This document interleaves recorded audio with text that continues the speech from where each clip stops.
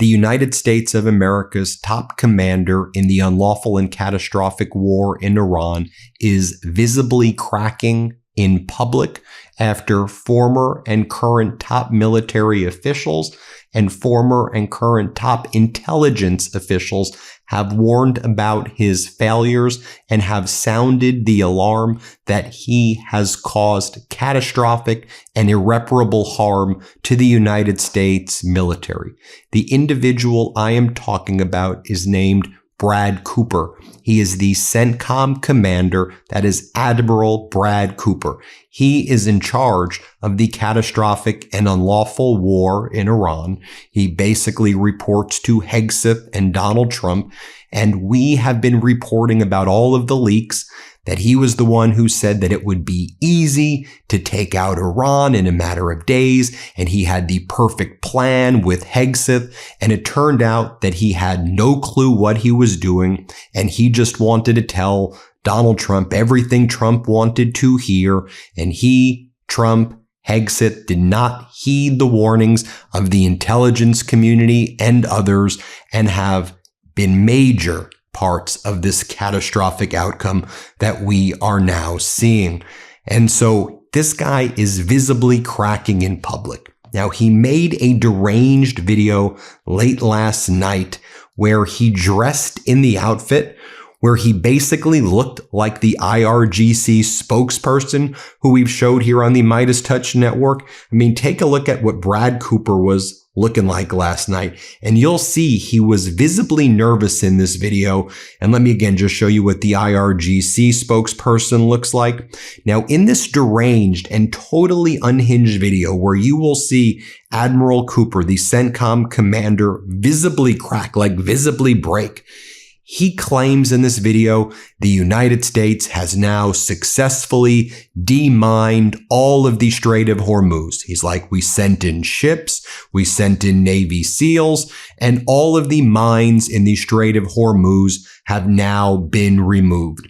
Now, the allies of the United States, or I should say former allies of the United States in NATO and elsewhere, have separately leaked to all of the major media outlets the Strait of Hormuz is not demined. It is not safe for commercial traffic or military traffic or any traffic to go through the Strait of Hormuz. But in this video, what you are going to see is Admiral Brad Cooper, the CENTCOM commander. He's going to show stock footage, licensed free stock footage that you can buy on Adobe or any of these video editing softwares out there. And he shows these images as though this is the military operation the United States did in order to demine the Strait of Hormuz, and how there is this route where these tankers are now going through the Strait of Hormuz, and he's using stock licensed stock footage. Like, let me just show you the footage that he's using so you can see for yourself, and I'm going to play for you the video right here. But look over here. You have oil tanker royalty-free stock footage right here. And then this is the stock footage, large crude oil tanker underway on open sea at golden hour aerial view, showing full vessel length with pipeline deck and way aerial view right here. And I guess you can get these for free right here, royalty free, by the way. I'll show you just all of these images. This is just stock video image that he pieces together. This is what the United States military has become. And everything he says in this video is an absolute lie. We have made a major accomplishment that we are proud to announce here at CENTCOM. As I'm sure you have heard, the Strait of Hormuz is now open, and ships are now using the international respected waterway. This is not true. What he is citing is an Axios report that Barack Ravid, one of the Trump propagandists, published, where they cited 3 government official sources as saying that the Strait of Hormuz is open and that there's 16 million barrels a day that's exiting. And we know that's not the case because we can see the price of gas. We can see the price of diesel. We can see the paper price of crude. We know the refinery price. We know the situation in these strategic petroleum reserves and the salt caverns. We can actually see this stuff. And a lot of these ships are the VLCCs. These are very large ships, and even the smaller ships are big. You'd be able to see the satellite footage if all these ships were leaving, and we know that's just not happening. We know this is false. So let me show you right over here, though, this video that he put out so you can see for yourself, and you'll see the stock footage in it. It is absolutely humiliating. Here, play this clip. Hi, I'm Admiral Brad Cooper, Commander of U.S. Central Command, here with an operational update on 2 ongoing missions in the Middle East. Many of our 50,000 U.S. troops operating across the region are doing outstanding work executing the naval blockade against Iran while maintaining commercial traffic flow through the Strait of Hormuz. As recently announced, the U.S. military has achieved a major milestone in the Strait of Hormuz. We have successfully cleared sea mines in the Strait's international shipping lanes that were laid months ago by Iran's Islamic Revolutionary Guard Corps. Internationally recognized transit routes in the Strait are free of Iranian sea mines thanks to the incredible work of the U.S. military. Let's take a look at exactly what this means. Here's a nautical chart of the Strait of Hormuz and surrounding seas. It's frequently used by mariners around the world and clearly identifies the internationally recognized traffic separation scheme, which you see labeled on the chart as TSS. A traffic separation scheme is a highway system for ships on the ocean. Here on the chart, a dividing line is shown and placed between lanes with opposing traffic directions to keep ships safely apart in the narrow waterway. These are the long-standing lanes international shipping has historically used to transit the Strait of Hormuz. And over the past few months, our forces meticulously and quietly cleared them of sea mine threats using a combination of Navy divers, Navy SEALs, and U.S. air power from the Army, Navy, Air Force, and Marine Corps. The circumstances were challenging and dangerous to say the least, but we got the job done. Bottom line, today, international shipping lanes are open and momentum is building. Over the past several months, U.S. forces have assisted nearly 1,500 commercial vessels in transiting the strait by providing coordinated protection. Those ships were carrying nearly 750 million barrels of crude oil destined for global energy markets. Now, just to remind you, too, of this CENTCOM Commander Brad Cooper, you'll recall that he was cross-examined in May by a lot of Democratic Congress members and senators, and I thought the Democratic Congress members who were combat veterans themselves, like Congressmember Seth Moulton, I thought it was most effective. So watch this cross-examination right here by Democratic Congressmember Seth Moulton. This is from May 19th. Here's what he said. Play this clip. Admiral Cooper, you keep using the term significantly degraded. Last summer, we were told that Iran's nuclear weapons program was obliterated. Can you clarify the distinction between obliterated and significantly degraded? Congressman, again, I think appropriate to talk about anything regarding the Iranian nuclear program. No. I'm not asking you to talk about the Iran nuclear program. I'm asking you to talk about English language. What's the difference between obliterated and significantly degraded? Are they the same? Congressman, anything regarding the nuclear program. I'm not asking you to talk about the nuclear program, Admiral. I'm asking you to answer a question that applies to a lot of things beyond the nuclear program. You've also said that their ballistic missile program was significantly degraded. What does that mean? The specific numbers are best, as you know from your own. But President Trump's own national security strategy, which he signed in December, 5 months ago, used the exact same phrase, significantly degraded. So if this was true back then, 5 months ago, then why did we start this war? Was he lying to us then? Congressman, from a military perspective, anything regarding Admiral, are you familiar with General Westmoreland? I'm very familiar, Congressman. He's well known for talking about body counts. Now, when I think about you in this war, I always think about how you always got up there and would say everything's going according to plan. So let me just ask, Admiral, where was closing the strait in the plan? I'm happy to discuss the specific operational aspects. So did you just not anticipate that? Do you not think that Iran could do that? Or was that part of the plan here? Congressman, for 250 years, the Navy has kept sea lanes open and free. Under every previous president, the Strait of Hormuz has been open. So why is it closed under your watch? Congressman, I've traveled through the Strait of Hormuz probably 100 times. I'm intimately familiar with it as a combatant commander. So why is it closed? If you're so familiar with it, did you not anticipate that Iran might answer the question? If I may answer with respect, with all due respect. My responsibility as a combatant commander is to lay out all the options, present those to the Secretary and the President.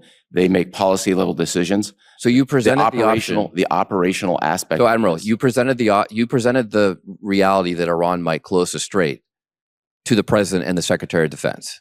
And here is more from the cross-examination by Democratic Congress member Seth Moulton. Let's play it. The President has called for unconditional surrender. Is that part of the plan? Congressman, we achieved all our military objectives. We're presently in a ceasefire.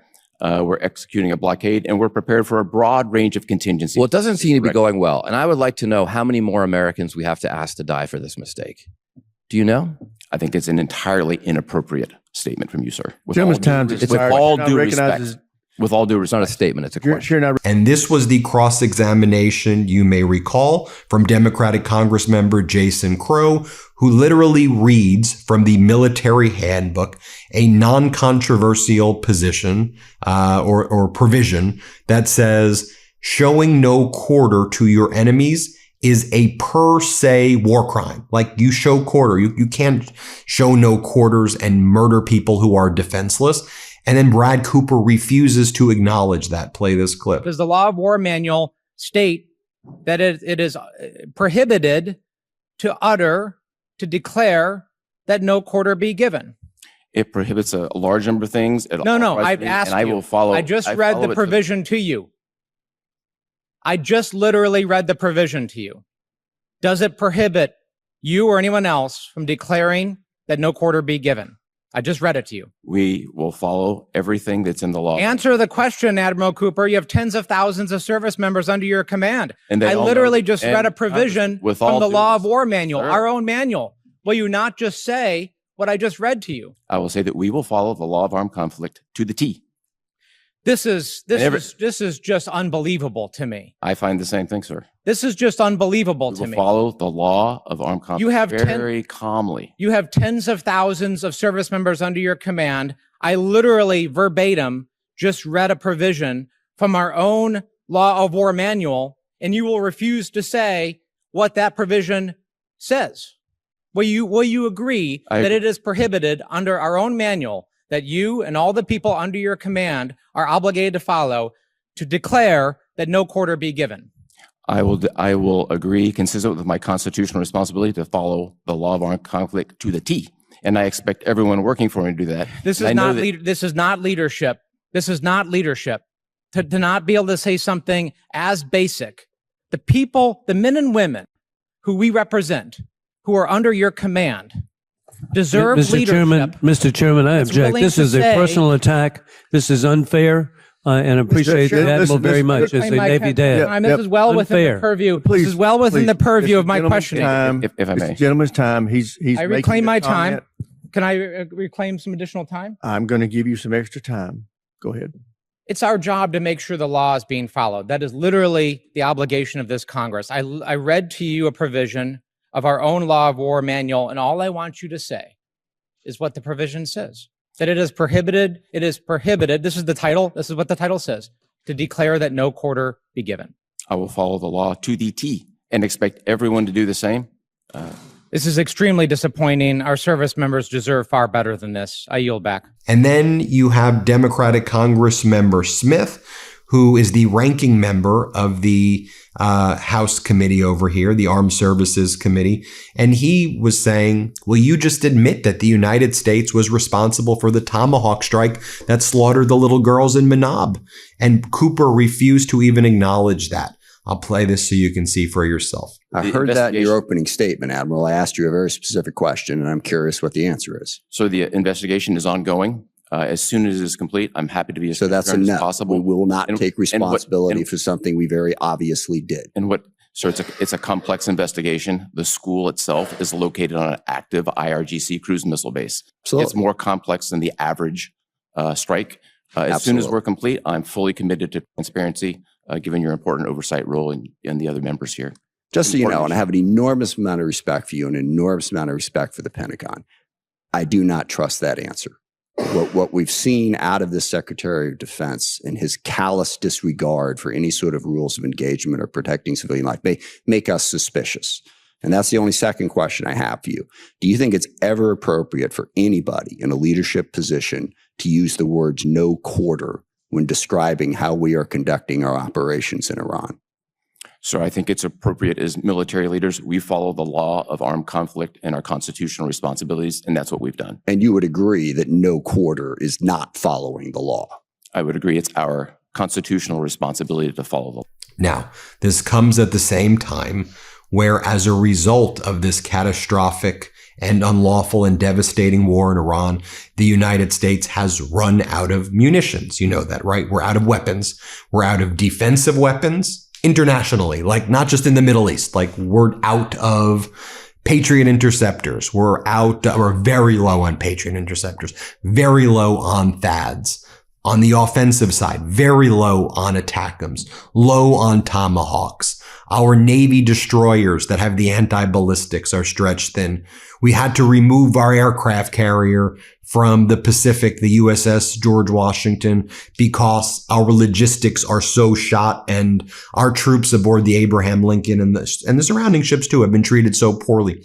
Our bases in the Middle East have been destroyed by the Iranians. Had they destroyed base, and I've been showing you the satellite footage there. And so we saw top military leaders leaking to the Associated Press and to New York Times and others and Washington Post about how the U.S. Patriot missile stocks across the world are so low that in Asia, in Europe, we are at a beyond critical point. So if Russia were to strike NATO, the U.S. would not be able to defend NATO. The U.S. is out of weapons.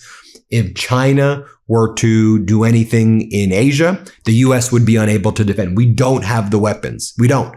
And one of the things that Trump's doing is like, we're going to rethink our European strategy. And you've got lots of leaks about how we know this is coming, but Pentagon's NATO review preparing troop options for Hegseth by November 6th. The Pentagon's NATO review will give Hegseth at least 4 options for reducing or reshaping U.S. troop deployments in Europe by November 6th. NATO allies will be assessed based on their loyalty, essentially, to the United States.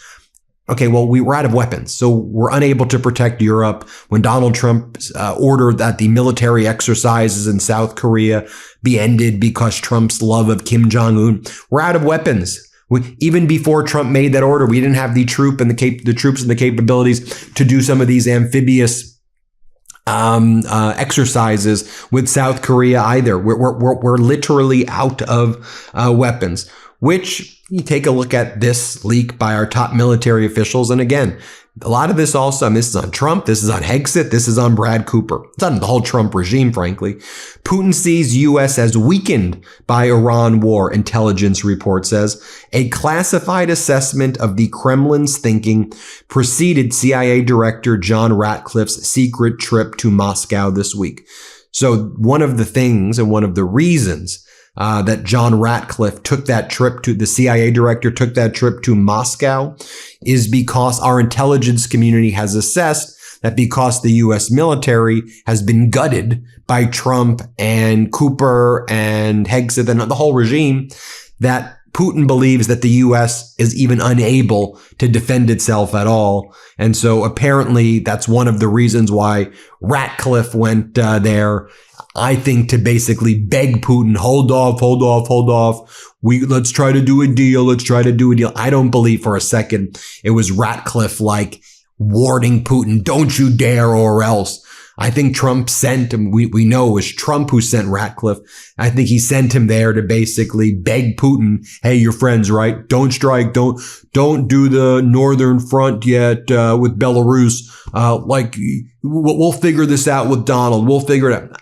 I think Donald Trump was worried about leaks and wiretaps and that people were listening on his calls. So he wanted the message to be delivered in person. I think he had Ratcliffe deliver that message in person as a result of all of the fact that the U.S. has never been weaker. And I think Trump's basically begging Putin right now, hold off. We'll figure this out. We'll make it work.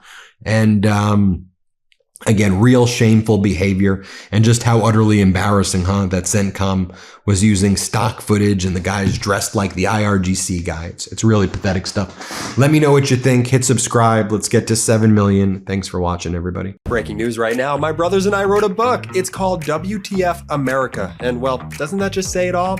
It comes out officially this October, but you can pre-order your copy today. Just scan the QR code or click the link in the description below.